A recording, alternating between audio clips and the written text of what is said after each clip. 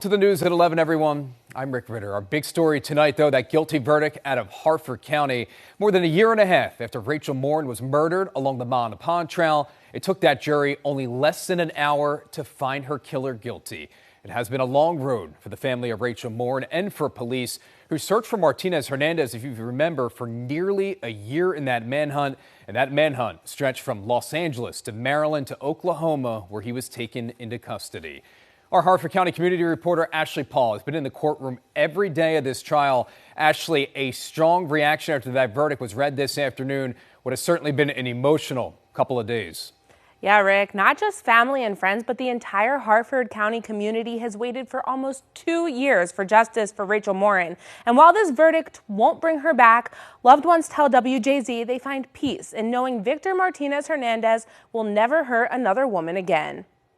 When I heard the verdict, I could just feel a complete release just coming out of my body. An emotional day followed by an even more emotional 2 weeks as Matthew McMahon sat in the courtroom day after day, listening to the gruesome details of the murder of Rachel Morin, his daughter's mother. It actually didn't occur to me until I was sitting in the courtroom today that justice is making sure that Victor can't ever victimize anybody else again. It took a jury only 46 minutes to find Victor Martinez Hernandez guilty of first-degree premeditated murder, first-degree rape, third-degree sex offense, and kidnapping. State Attorney Allison Healy applauds the countless law enforcement agencies, community members, staff at the state attorney's office, and Morin's family for bringing this case to a victorious close. I actually went to the crime scene the day this happened, so I've been in it from the very beginning.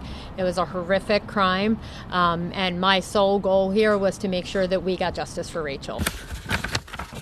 More than 500 pieces of evidence were presented throughout the trial, including in-depth DNA analysis that directly linked Martinez Hernandez to the scene. I think it makes it very difficult for a jury to find any other way when you have DNA evidence that is so confirmed on every part of her body. And while this conviction won't bring Morin back, it will ensure that Victor Martinez Hernandez is off the streets for a long time, thanks in large part, according to McMahon, to the women who took the stand to give Morin a voice against the man who stole hers. The patrol officer in Tulsa, a powerful woman.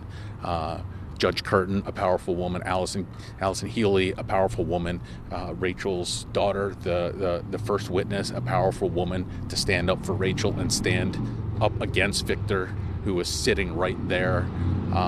There's just so many powerful women, and I love that he has to sit there and take it.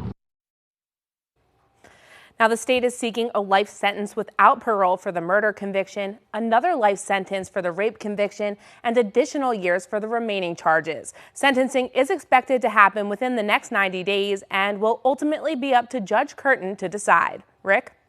And Ashley, again, facing life in prison. Thank you.